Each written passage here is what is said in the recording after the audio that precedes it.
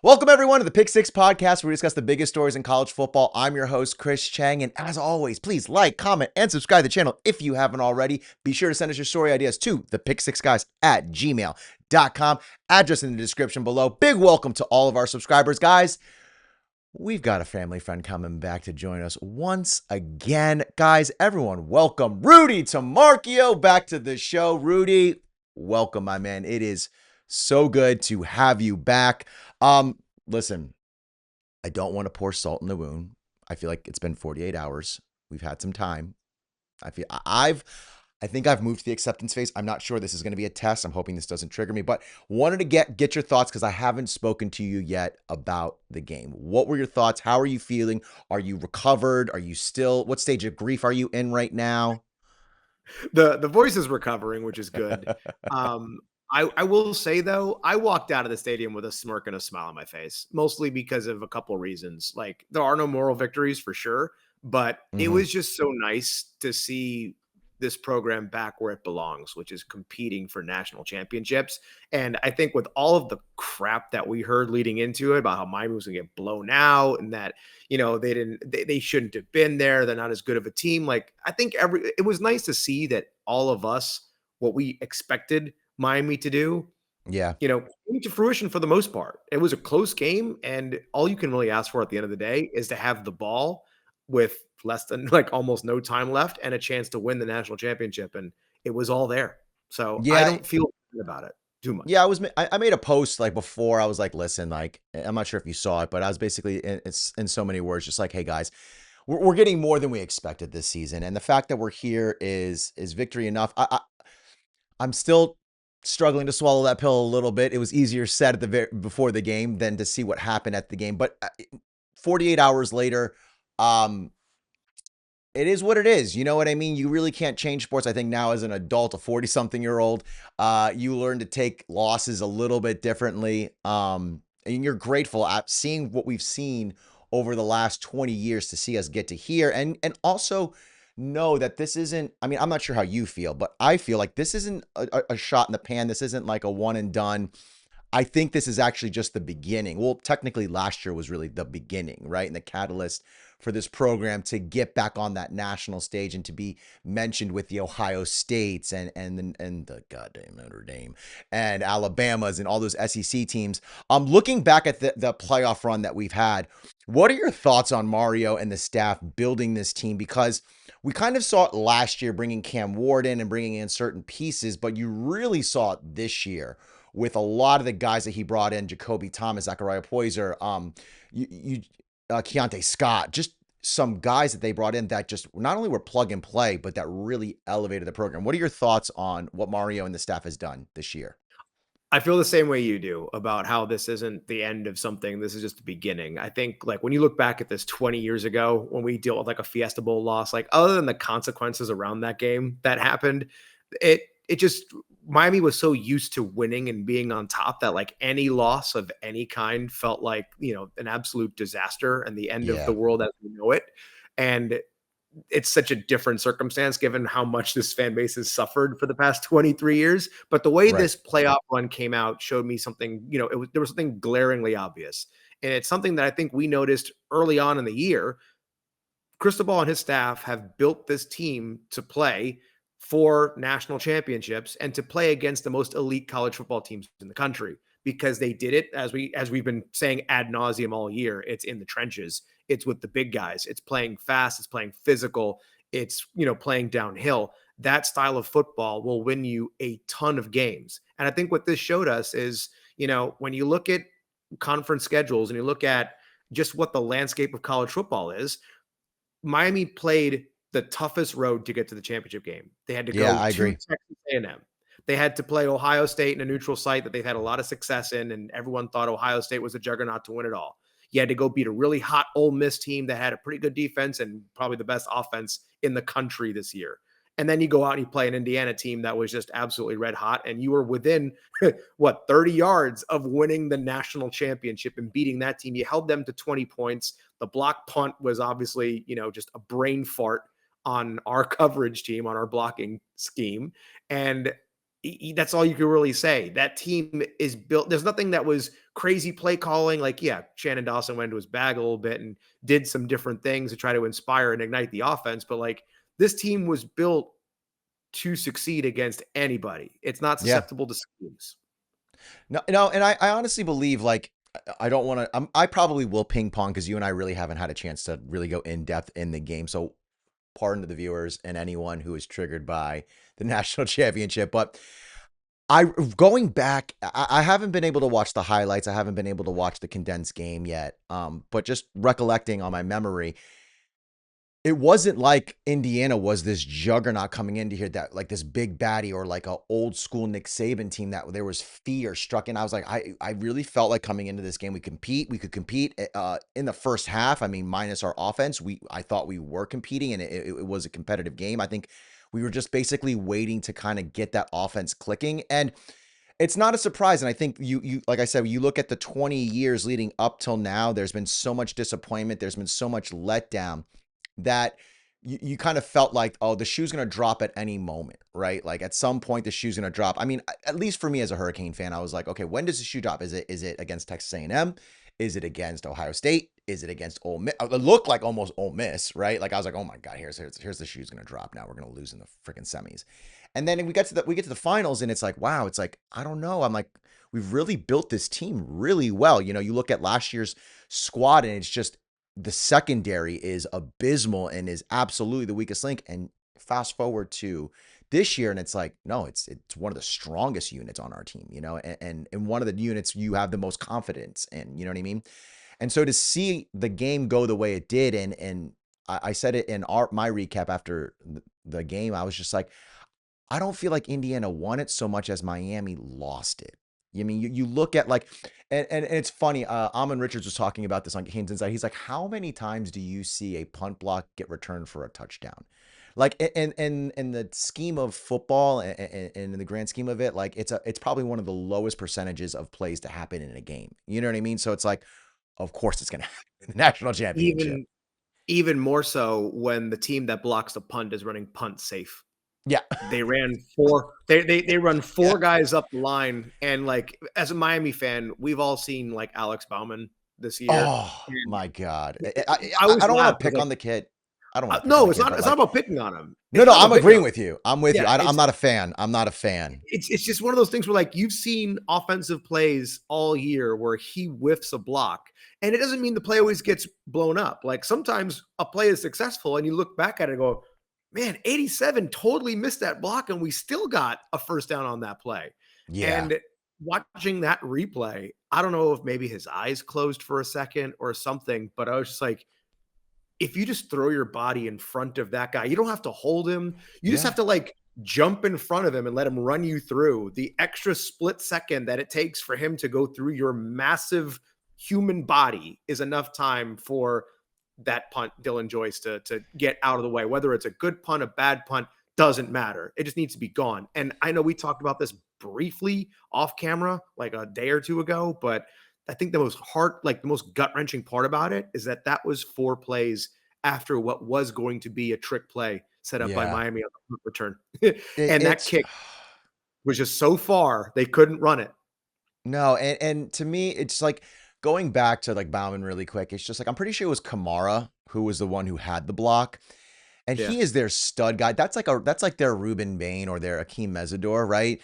You see that guy rushing, tapping him with just your outside arm on his out and his inside shoulder. Like, man, like I mean, I need a little bit more effort than that, and especially in the national champion. Like, if I am anyone on special teams, I'm running down the field and I'm trying to take someone's head off in the national championship game. Like literally, you know what I mean? Like there is nothing less than 110% effort in this game because it's it. That's it. You're done. There's no more games after this. This is for it all. This is for all the marbles. This is what you've played for the entire season.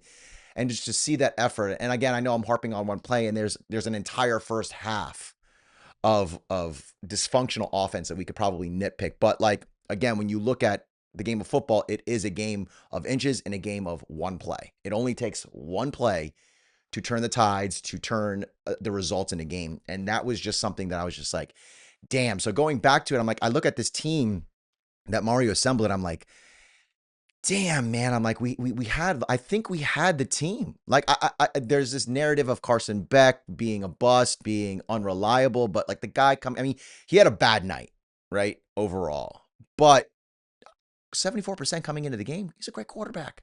You know what I mean? The guy's only lost 6 games in his entire career. Yeah. That's a great quarterback. This team was built to win a championship. Gives me hope though, because, you know, I think what we're going to be doing in the portal this go around could be getting a little interesting. We'll talk about that a little bit later in the show. I want to talk about though Miami getting to the final, getting to the championship. Do you think this changes the way the nation looks at the ACC? Or do you think Miami is kind of just an anomaly in a really weak conference and they're never going to be associated with each other?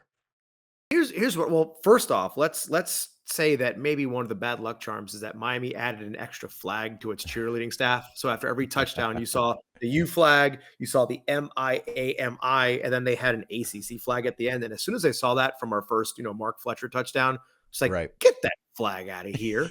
Like, come on. Like, was this part of the deal where we keep all of our money that we have to fly a flag for the conference? That's new, right, Rudy? Yeah, Because you were that you was were brand new. Sebastian at one point. I don't remember having an ACC flag ran in the touchdown after any score. I think if they gave us an ACC flag, we would have either set it on fire or left it inside in the locker room. I don't think we would have Yeah. brought it out. To be perfectly honest, I don't think we would have. They would say like, "Hey, you have the ACC flag ready to run out with?" Oh, I don't know. It might still be in the locker room. I don't know. Maybe someone took it. I don't know. It might be gone. And I don't know if it changes the nation's perception of the ACC so much as it does. I'm hoping it changes the ACC's perception of Miami, because I think something that you I look at like when it that. comes to the playoff run is look at look at how Miami did through the course of the playoffs. Right. There wasn't yeah, Miami, the narrative was, oh, it's one of the most penalized teams in the country. I don't remember how many penalties we were called for against Indiana. I know there was some that obviously all of us are going to complain about. I've given my fair share of the middle finger to the referees from Monday night to where my middle fingers are sore at this point. Like my elbows and my middle fingers are sore from just boom, boom, boom, boom, boom, boom from these. And we're not, no penalty cost Miami the national championship on No. Monday. But what we will say is if you look at Miami's quality of play over the course of the playoff run, it doesn't look anything like what the penalties over the regular season was. So what's the one thing that's been different over the course of those two? The officiating staff that Yep. Miami had for the playoff run was a Big 12 crew, an SEC crew, a Big 10 crew, and a Big 12 crew. That was your 4 playoff games. There's no ACC officials when you're playing, against other conferences, and you have to have neither team's conference affiliation can officiate. I Right. think this should be a very clear message sent to Charlotte to say, you need to improve your quality of officiating because your style of play on the field, there is no way that Duke and Virginia play for a conference championship if you have competent officiating. Because I will go to the grave saying that the SMU game was some sort of a hack job of whatever they wanted to do, because that official has been known to do that. Not biased against Miami, by the way. If you look at Jerry Magallanes, he does that in every game he's ever officiated. He will just always, oh, how does it look? Oh, yep, no, we're going to change that tonight. So it doesn't matter who you watch. It could be Tennessee playing Purdue in a bowl game. It could be North Carolina playing Clemson in the ACC championship game, which, by the way, he officiated a conference championship game after being suspended Oh, because of that Miami Duke 8 lateral craziness that happened. So I think that's what it shows, is that there is no super conference anymore. Like the SEC is dead. It's not the idea that they have half their conference ranked every year is a joke. Look at the Big Ten. Indiana was the class of, the cream of the crop this year. They're the conference champions. They made Oregon look really bad, who was your second, third place one. We made Ohio State look pretty bad as the oh yeah. second place Big Ten team. Ole Miss, through a weird ACC like scenario, didn't make the SEC championship game, but they beat the SEC champions. They were 1-1 against each other. They split that series. Those are really your only 2 SEC teams that should have been in, because Alabama got absolutely embarrassed by Indiana. So I think it Yeah. shows you. Yeah, I think to me when I look at this year, one of the things that I've learned is that not only has the parity like really kind of shifted, and it's really evened out for almost all teams.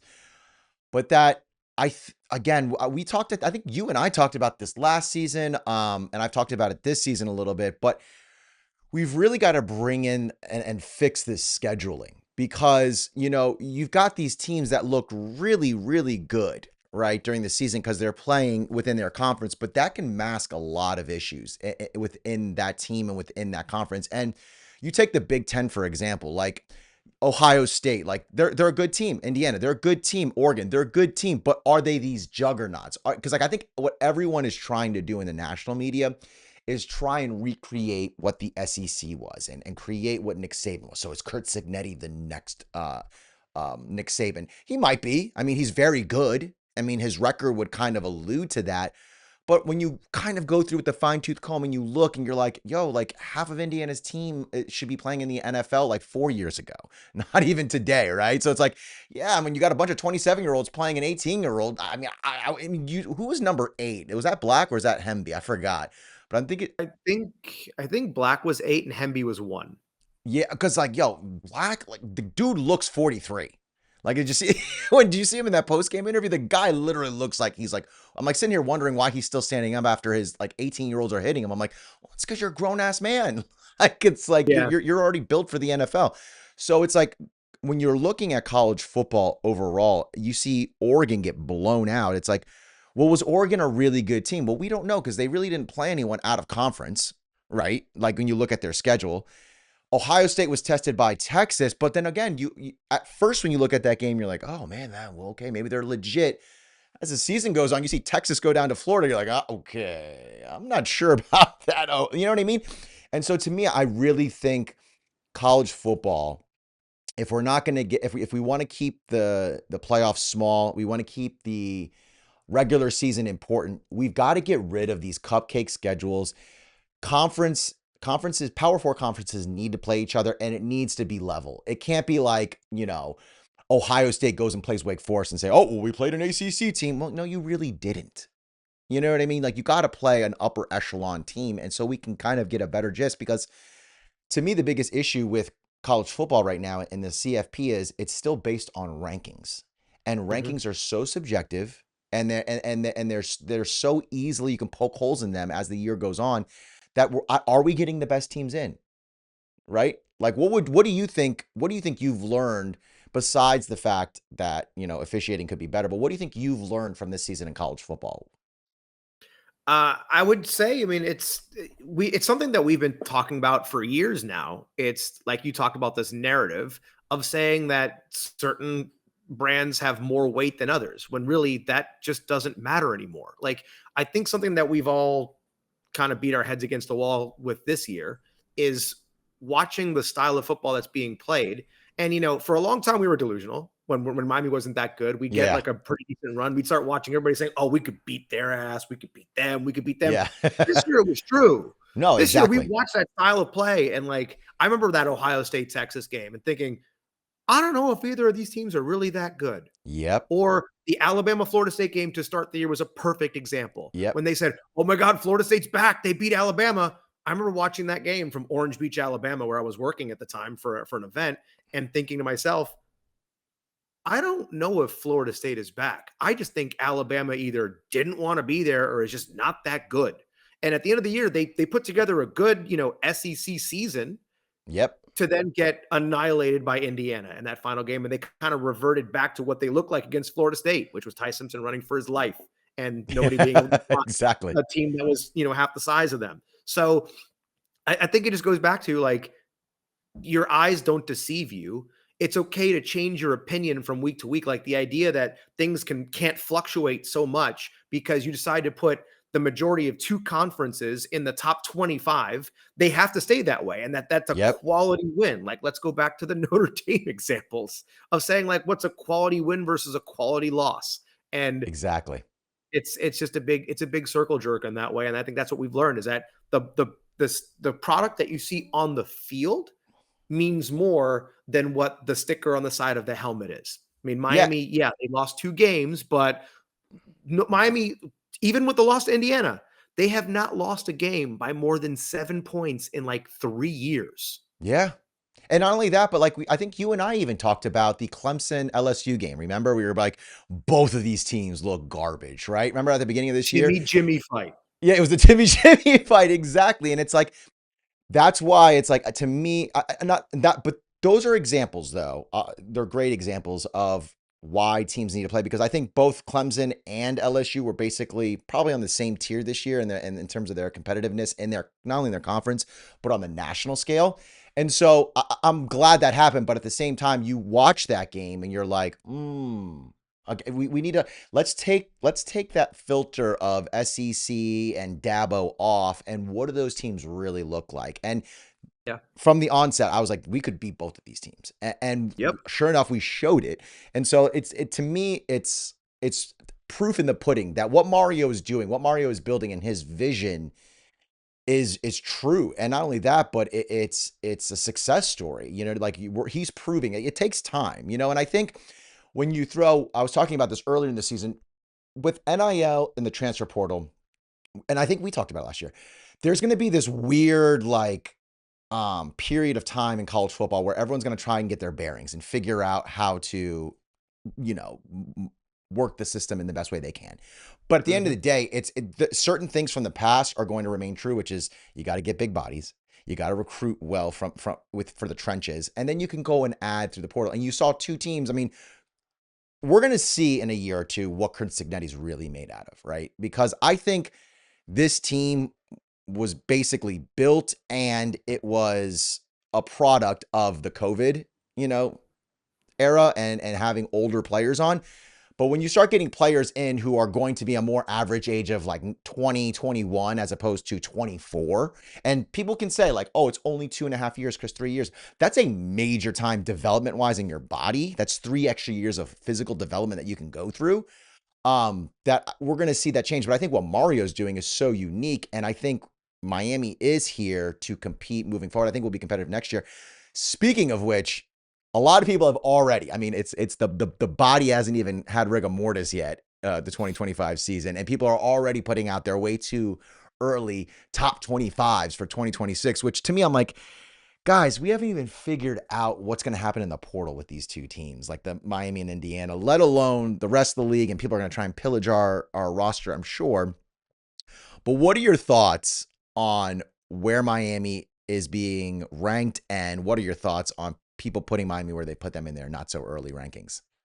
I'm laughing all the way to the bank because it's like nobody's learned their lesson yet, right? I mean, like how No. many times has Miami been like an 8, 9, 10 point dog this year in the playoff run saying, oh, well, it's going to come to an end. And we all looked at it like, that's crazy. We said it from the Indiana game. Like, do you think 8.5 or 9 is too many points? Yup, sure do. Yep. Not the way we play football. That doesn't make any sense. And seeing Miami down as like 13 in the preseason rankings for next year, saying, do you not see the pieces that we have and that they've stacked on some of the best recruiting classes out of Oh that and yeah. they've gotten all this production from freshmen to where here's the thing, like don't look at Miami and their specific freshmen and saying that's an anomaly. Look across the entire country and look at how freshmen are performing at a high level. Jeremiah Smith last Yep. year for Ohio State being a great example. Ryan Williams from Alabama a year ago. Now, Ryan Williams kind of has dropped off a little bit, but is that his talent or is that Alabama's collective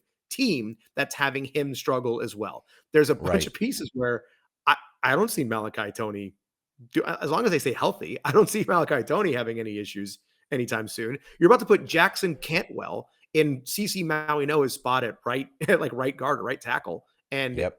he already bench presses as much as like the number one draft pick in the combine for offensive line going to the NFL. So that's a grown ass man that you're getting at 18 years old. I I think, as long as it looks like that now and that number goes up in the AP polls, we get closer to like July, August, whenever those preseason polls start coming out, Miami should be top 5 based off of what they did this past year. I think there needs to be more respect to what your body of work was the year before that should determine what your ranking is. Like Indiana, they're defending national champions. Yeah, they're going to have a new quarterback next year. They're going to have a whole new team, but that's the number one team in the country because they finished that way. Give them their credit and let them either earn it or lose it when the schedule starts next year. Yeah, I think to me it should be also conducive on what you're losing, right? So like you take for example, Michigan 2 years ago, right?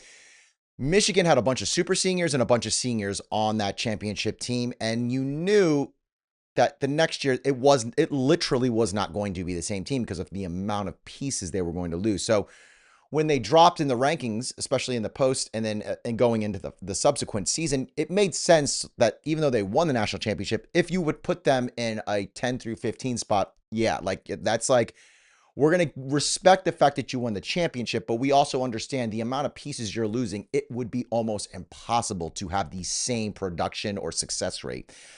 When you look at Miami, yes, we're losing Akeem Mesidor, Ruben Bain. We're losing some pretty crucial pieces. We're losing some wide receivers. But when you look at what they're bringing in, and this is what my argument was going into this year, right?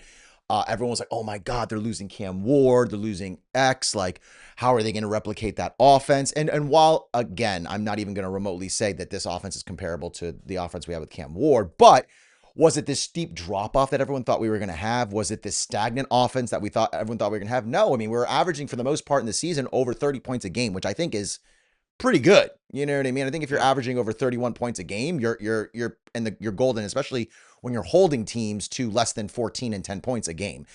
So going into next year, I'm super hopeful because we've got a guys that this, and this is the one thing that people like that are casuals or maybe people who don't follow the game as much. When you look at the caliber of player that Miami is bringing in this year, when you're looking at Samarian Wingo, Paris Milan, not only are they a higher caliber player, but they also have that size. We're talking 6'6", 6'4", like 200 pounds plus or around 200 plus, right? Or around 200 pounds. That's not a type of athlete Miami was getting. Miami was getting a bunch of Malachi Tonys, Xavier Restrepos, things like that. Occasionally, we get an Isaiah Horton, a guy who's like 6'2", 6'3" occasionally. But when you're looking, yeah, and skinny. But when you're looking at the guys that are coming in now, and then again, God willing, we get Darian Mensah and we get his best buddy, Cooper. I mean, that guy is huge too. And then I forgot what the kid's name is from California, but he's like one of the fastest kids apparently in this recruiting class. You're getting guys. It's like I'm not sure why we're getting down below 10. I mean, to me, like you said, top 5 is a bare minimum, especially when you look at the way Miami beat these teams and what is happening to those teams. Ohio State's having an exodus. Ole Miss is getting gutted by their old coach as if like, poor Ole Miss, man. Can we just Yeah. take a moment of silence for that poor program? Because like losing their coach, losing in the semifinals, like great season, but then getting gutted. And then the internal fighting of the contracts and new players getting paid. It's wild, man. Isn't that like a Yeah. wild story, the Old Miss story? Like you just like, and they're never going to, I mean, not never, but I don't know if they're going to achieve the same heights of success they've achieved in the last 3 or 4 years moving forward. That's what's tough. I mean, like it's one of those things where if your team's identity is hitched on a particular coach or a particular personality that's there, I mean, like, look, Ole Miss had some decent years when you're talking like Archie Manning, Eli Manning, not really much since then, since those 2 runs. This was like a Lane Kiffin identity team. It was never like Trinidad Chambliss came on late to be the personality that was the actual player, but this team was very much when everyone talked about Ole Miss, it's Lane Kiffin, Lane Kiffin, Lane Kiffin. Your coach is gone. Where do you go from here? So Yeah. that's And it's really you've lost your defensive studs, your key defensive players. You're not getting Trinidad Chambliss back. You know what I Charlie mean? Weiss Like, Jr. is your play caller is gone. Yeah. yeah, like it's like, ooh. And I think they were ranked somewhere near us from what I saw in some of the rankings. They were in the same ballpark as us. Let's say we were 8, they were like 9 or 10. And I just don't think that when you look at these rankings, I'm like, okay, Notre Dame, like, okay. Like, is CJ Carr going to be that head and shoulders above what he was this year? That he's going to be this Heisman hopeful? Okay, like Ohio State, like I'm You're not losing saying these are Julian bad. Love. Yeah, I'm not Like, saying yeah, these are bad teams, but what I'm saying is like, are they head over shoulders that much better than Miami? I don't think so. And again, when you look at the size that's coming in on the line as well, it's not like we're losing I mean, we are losing half of our O line, but we're bringing in bodies. And yeah. so I kind of actually want to talk to you a little bit about that. I'm not sure how familiar you are with some of the faces that are coming into the program, but who are some of the names that are exciting you the most about next year? What are you looking forward to next year? Jackson Cantwell, number one, being that guy. Cause I mean, if you're getting one of your, if he's truly the real deal, which nobody is saying anything otherwise, like even just watching him in practice so far, they all say he's the real deal. He's a grown ass man. Yeah. That's someone that you could run behind, and that's someone that could probably evolve into a leader just like CC Maui Noah was. And I think it was invaluable for him to enroll early and be with this team on this playoff run, even just on the sidelines. Like everyone's already embracing like a member of the family. So I'm super excited to see what he does from that side. In terms of other new additions, we don't have Darian Mensah yet, but that is an extremely exciting idea. Particularly because you have a lot of offensive weapons around you. You have a little bit more of a mobile quarterback. You got a guy who is extremely efficient, who threw for nearly 4,000 yards and a ton of touchdowns. I know he played from behind a lot at Duke, but I think given that he's performed at every level, that shows that there's no drop off at the quarterback position. And that was the one thing we were really worried about going into 2026. Yeah, I'm really excited for Darian Mensah. I think when all is said and done, it's kind of like one of those things where you're like, why are we going through all of this to not get it? You know, the kid from Washington, you kind of understood, he kind of figured it out quickly and he was like, all right, I'm not doing this. Like, I'm going to go back. You know, but Darian's been very adamant. He's training down in Tampa. He's not going back to Duke. He's so much, his whole representative party has basically said, whether it's his actual agent or family members, have basically said he's a done deal for Miami. He's coming. Damon Wilson, I think, is another player.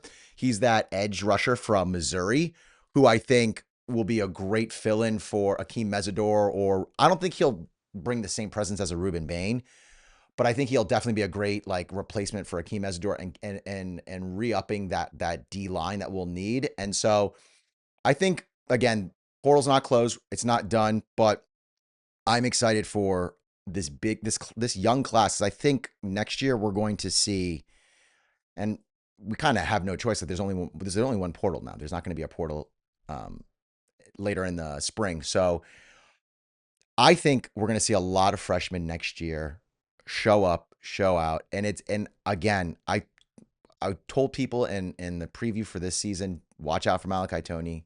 These two young receivers that are huge, Paris Milan and Samori Wingo, and then even Josh Moore. I mean, we saw Josh Moore get on the field this year. He's enormous. When you see this guy in person, he looks like he plays basketball. You're like, you don't play football, you play basketball.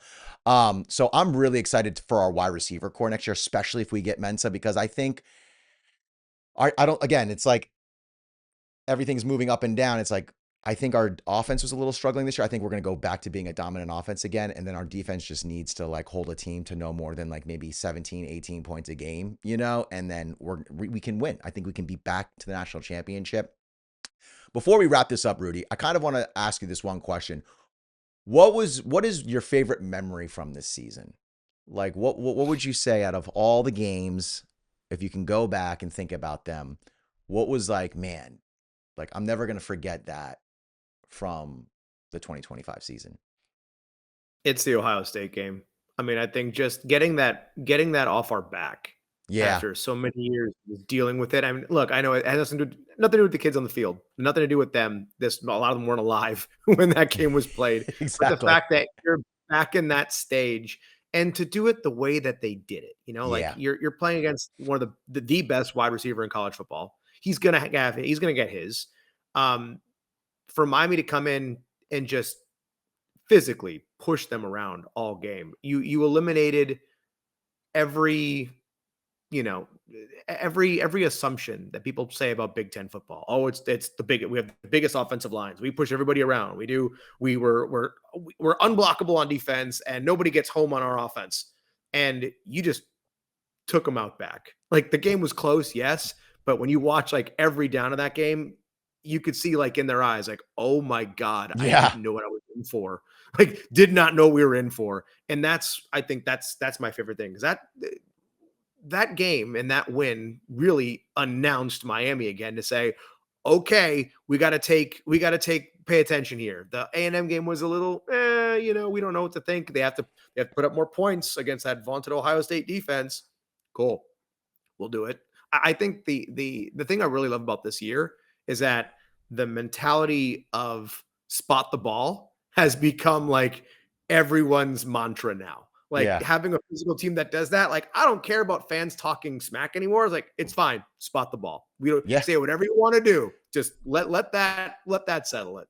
And you can say the same thing about Indiana. It was great. We played, we battled with them, spot the ball, almost had Yeah. it. Like We right did. there. We were right there. Mine was Ohio State too. I had two backups just in case, and the third one was I had to go back. But to me, also if it wasn't the Ohio State game for the exact reasons you're talking about, it would be probably the Texas A&M game for the pure fact that here to me that challenged our fan and for me personally it challenged my fandom. Right, we're going to Kyle Field. We're going to play a dominant SEC team. We're going to 104,000 people. It's our first playoff. Like, how are we going to do?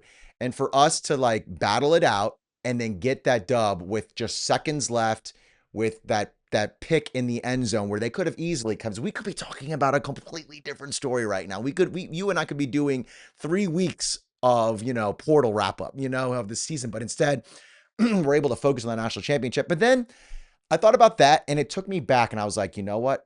If we have to be real here, let's go back to the Notre Dame game, right? Because that's the catalyst for it all, in my opinion. Like you hold Jeremiah Love to 33 yards. You show that, hey, like we are a dominant, like you spot the ball, right? Where did that start? Spot the ball started in the Notre Dame game. We put the world on notice. We put the college football world on notice saying, hey, these big guys you think in Notre Dame that are going to beat us, that whatever, by whatever margin you think it is, no, we're going to, not only are we going to beat them, we are going to manhandle them. And then not only are we going to manhandle them, we're going to toy with them and allow them to come back and make it a close game just to crush their dreams. Now, I know that obviously wasn't the plan, but it really showed that in the season. And it's kind of like, now that I think about it and talk about it, it's kind of a harbinger for what happened in the national championship game, because I think, again, Notre Dame should have been a blowout, and we definitely out athlete them, in my opinion. I think the same thing, not a blowout, but I think we should have beaten Indiana, but we let them stay in the game by making crucial mistakes. You know what I mean? I And I agree. think the great thing about Mario, and he's proven it, he's not going to let the same thing happen again. So I Yeah. think next year you're going to see foot on throats the entire time. There will be no mercy. There will be no lax. There will be a fire under this team going into next year. And so I'm actually really excited. I think I needed this, Rudy. Thank you.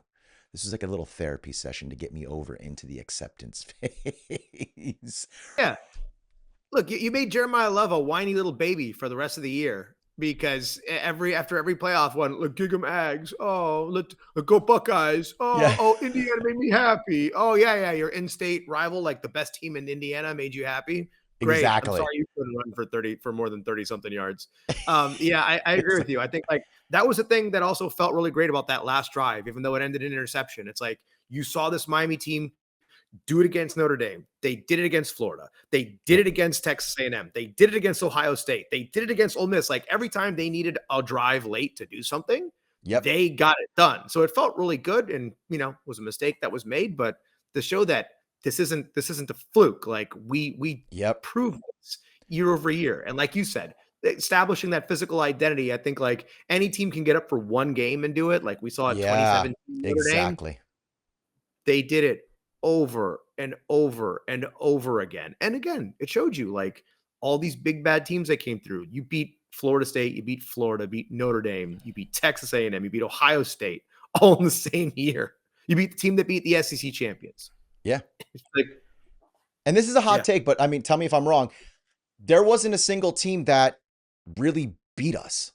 If you look at Louisville, like Louisville had us for the first quarter or two because they used four crazy things picks. that we've never seen, right? But we almost came back and we nearly won.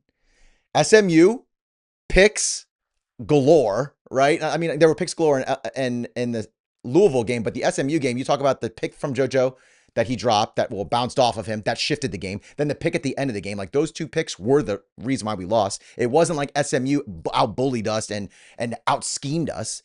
And then you look at the Indiana game, the missed punt, the missed field goal, like the block punt, the missed field goal. Like it's not like teams are like way better than us or better than us and like they're like, oh, we're gonna push this team around and we're gonna show that Miami isn't back. It's like, or isn't relevant. It's no, it's if you don't make mistakes and you play a sound game, there was not a single team we should have gone undefeated. We should have been, and I get it.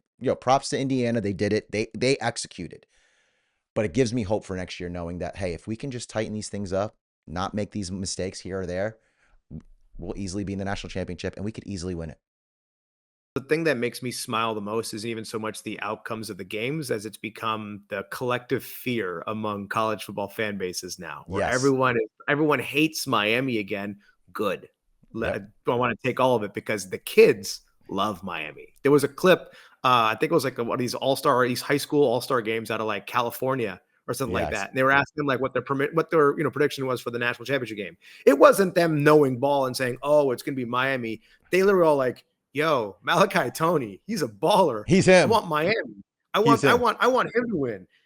The fact that it's a relevant thing and people want to come here Yeah. again is the most dangerous thing for everybody else in the country because now it's all even. NIL, the way the transfer portal works, like it's one thing to take people out of the transfer portal, but what Miami is doing is they're getting the kids that they missed out on while they were recruiting, not people that like just didn't cross their mind. It's kids that they had conversations with where they said, "Look, we're going to promise you X, Y, and Z things. We're going to treat you a certain way." A guy like Xavier Yep. Lucas last, and they said, "Well, we're going to take our chances and go somewhere else." When you heard Jeremiah Smith say, "If Miami was contending for a championship, I would have went there. I went to Ohio State." Yep. So guess what that shows you? It shows you that everyone wants to be home, and now through the portal, they have the chance to come back home because they learned people make mistakes. Why would you go somewhere else if you wanted to stay home?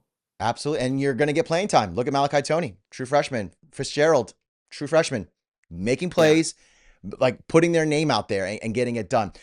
Rudy, we have gotten to the end of another episode. Thank you all for joining us. We have to get Rudy back on here more often. So whenever he is free and not out there casting that line, we're going to cast him back in.